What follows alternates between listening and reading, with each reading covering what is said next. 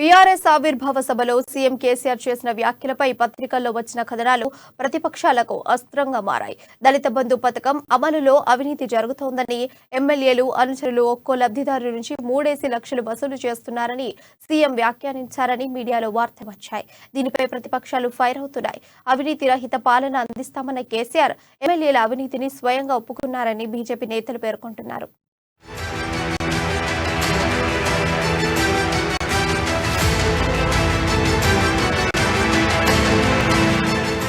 దళిత బంధు scheme లో కొంతమంది ఎమ్మెల్యేలు కమిషన్లు తీసుకుంటున్నారని, అలాంటి వారి జాబితా తన వద్ద ఉందని సీఎం కేసీఆర్ చేసిన వ్యాఖ్యలపై బీజేపీ రాష్ట్ర అధ్యక్షులు బండి సంజయ్ ఫైర్ అయ్యారు.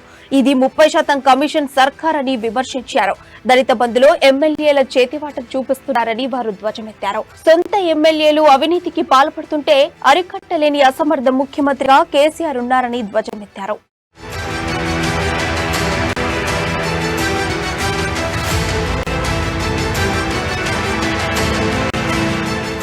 దళిత బంధు మంజూరు కోసం డబ్బు తీసుకున్న ఎమ్మెల్యేలను వెంటనే బర్తరఫ్ చేయాలని ఎమ్మెల్యే ఈటెల రాజేందర్ డిమాండ్ చేశారు. దళిత బంధు పథకంలో డబ్బు ఇప్పించేందుకు కొందరు బీఆర్ఎస్ ఎమ్మెల్యేలు 3 లక్షల లంచం తీసుకున్నట్లు స్వయంగా సీఎం కేసీఆర్ స్పష్టం చేశారని అన్నారు. సదరు ఎమ్మెల్యేలు బాధితులకు ఆ డబ్బును వాపసివ్వాలన్నారు. హుజూరాబాద్ నియోజకవర్గంలో ఇంకా 3,000 కుటుంబాలకు ఈ పథకం అందలేదని, మొదటి విడత ఎంపికైన వారందరికీ తక్షణమే 2వ విడత డబ్బు చెల్లించాలని ఈటెల డిమాండ్ చేశారు. దళిత బంధు స్కీమ్ లాంచ్ చేసి ముఖ్యమంత్రి ప్రతి దళిత కుటుంబానికి 15 లక్షల రూపాయలు చొప్పున అన్ని కుటుంబాలకు ఇస్తానని చెప్పి వాగ్దానం చేసిన వ్యక్తి హుజూరాబాద్ నియోజకవర్గంలో ఆనాడు 17,600 పైచిల్ కుటుంబాలకు 15 లక్షల రూపాయలు చెప్పి ఇచ్చినని చెప్తుందో మన అంబేద్కర్ గారి మనవని తీసుకొచ్చి చూపిస్తుందో అది 100% కరెక్ట్ కాదు. ఇప్పటికి కూడా కార్డ్స్ లేవని, అడ్రస్ లేదని, మీ వయసు మీరిందని, మీరు ఒంటరి మహిళని, ఇట్లా 3,000 పైచిల్ కుటుంబాలకు ఇప్పటికి రూపాయలు రాలేదు. ఫస్ట్ విడతలో తీసుకున్న వాళ్ళకు కూడా 10 లక్షల రూపాయలు పూర్తిగా రాలేదు.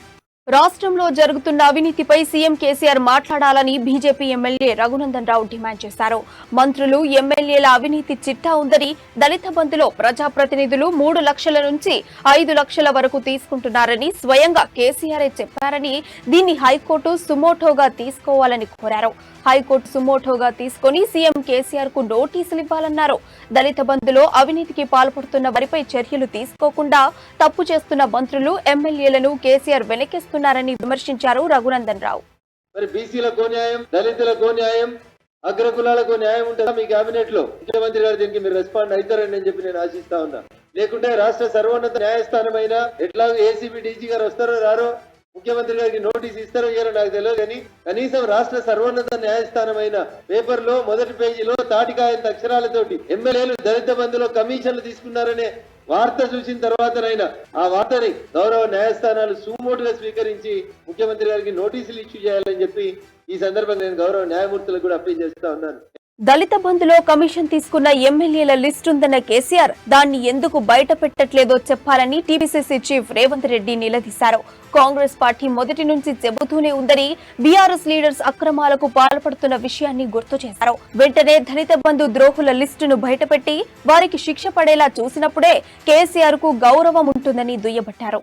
దళిత బంధులో టీఆర్ఎస్ ఎమ్మెల్యేలు లంచాలు తీసుకుంటున్నారు, రాబంధులకు తయారై దళిత బంధును కొల్లగొడుతుందని మనం పదే పదే చెప్పినాం.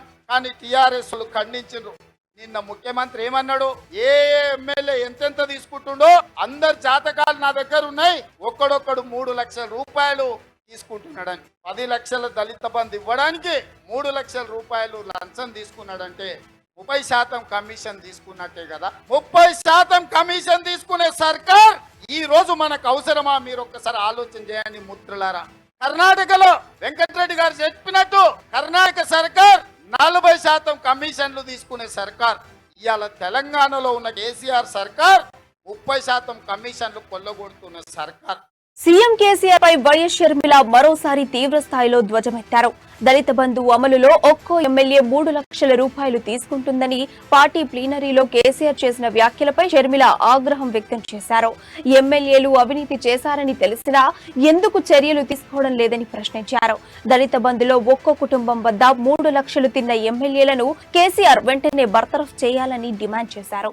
కేసీఆర్ గారు పార్టీ ఎమ్మెల్యేల మీటులో పార్టీ ఎమ్మెల్యేలు అవినీతికి పాల్పడుతున్నారని, వాళ్ళ అవినీతి చిట్టా తిన దగ్గర ఉందని, ఆఖరికి దళిత బంధువులో కూడా ఒక్కొక్కరి దగ్గర 3 లక్షల రూపాయలు తీసుకుంటున్నారు అని కేసీఆర్ గారు చెప్పడం జరిగింది. అవినీతికి పాల్పడే వాళ్ళ మీద యాక్షన్ తీసుకుంటామని, వాళ్ళకు మళ్ళీ టికెట్లు ఇచ్చేది లేదని కేసీఆర్ గారు చెప్పడం కూడా జరిగింది. అయ్యా కేసీఆర్ గారు, నిజంగానే మీరు అవినీతి చేసిన వాళ్ళకు టికెట్లు ఇవ్వకపోతే ఏ ఒక తెగించిన ఎమ్మెల్యేయో లేసి నిలబడి, అయ్యా కేసీఆర్ గారు, సార్ మీరే అవినీతి చేశారు కదా, కాళేశ్వరంలో మీరే 70,000 కోట్లు తిన్నారు కదా, మీ బిడ్డ లిక్కర్ స్కామ్ లో అవినీతి చేసింది, మీ కొడుకు రియల్ ఎస్టేట్ లో ల్యాండ్ బ్యాంక్ లో అవినీతి చేశారు, ఇలా మీరే ఇంత అవినీతి చేశారు కదా, మరి మీకు కూడా టికెట్లు ఉండవా సార్ అని మిమ్మల్ని అడుగుంటే మీ ముఖం ఎక్కడ పెట్టుకునేవారు? పార్టీలో ఎవరైనా తప్పు చేస్తే పార్టీ నుంచి సస్పెండ్ చేస్తానన్న కేసీఆర్ దళిత బంధు విషయంలో లంచం తీసుకున్నా ఎందుకు తీసివేయడం లేదని కాంగ్రెస్ ఎమ్మెల్సీ జీవన్ రెడ్డి అన్నారు. కేసీఆర్ కు చిత్తశుద్ధి ఉంటే వెంటనే తన వద్ద లిస్టులో ఉన్న ఎమ్మెల్యేలను వెంటనే బర్తరఫ్ చేయాలని డిమాండ్ చేశారు. ట్రిప్కో ఆధ్వర్యంలో ఏర్పాటు చేయి తలపెట్టినటువంటి ఈథనాల్ ప్రాజెక్టుతోని, దానివల్ల వెదజల్లేటువంటి విషవాయువులతో ఆ ప్రాంతం అంతా కలుషితమై అసలు జీవన ప్రమాణాలే పూర్తిగా చిన్న భిన్నమైనటువంటి పరిస్థితి ఎదురవుతుంది.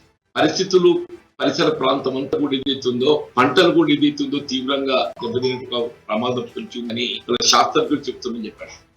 అందులో 8 కోట్ల లీటర్ల ఇథనాల్ ప్రొడక్షన్ సంబంధించి 3 లీటర్ల వాటర్ వినియోగం అవసరపడ్డా కానీ దాదాపు 1 టీఎంసీ నీరు దానికి వినియోగపడుతుంది. 1 టీఎంసీ నీరు తిరిగి వినియోగింపబడ్డ తదుపరి ఏదైతుందో మళ్ళీ ప్రాజెక్ట్ లోకి వచ్చే అవకాశం ఉంది, ప్రమాదం పొంచింది. వీళ్ళ భూగర్భ జలం కూడా ఏదైతుందో విషతుల్యమైనటువంటి ప్రమాదం పొంచిందని చెప్పారు. దానివల్ల వెదజల్లేటువంటి కార్బన్ డైఆక్సైడ్ అది గాలిలో కలిసిపోయి కేవలం ఆ గ్రామాలకే పరిమితం కాకుండా మొత్తం ఎయిర్ పొల్యూషన్ తో ఏదైతుందో పూర్తి మండలం కాదు కదా, పూర్తి జిల్లా అంతా కూడా విస్తరించేటువంటి ప్రమాదం పొంచిందని చెప్పారు.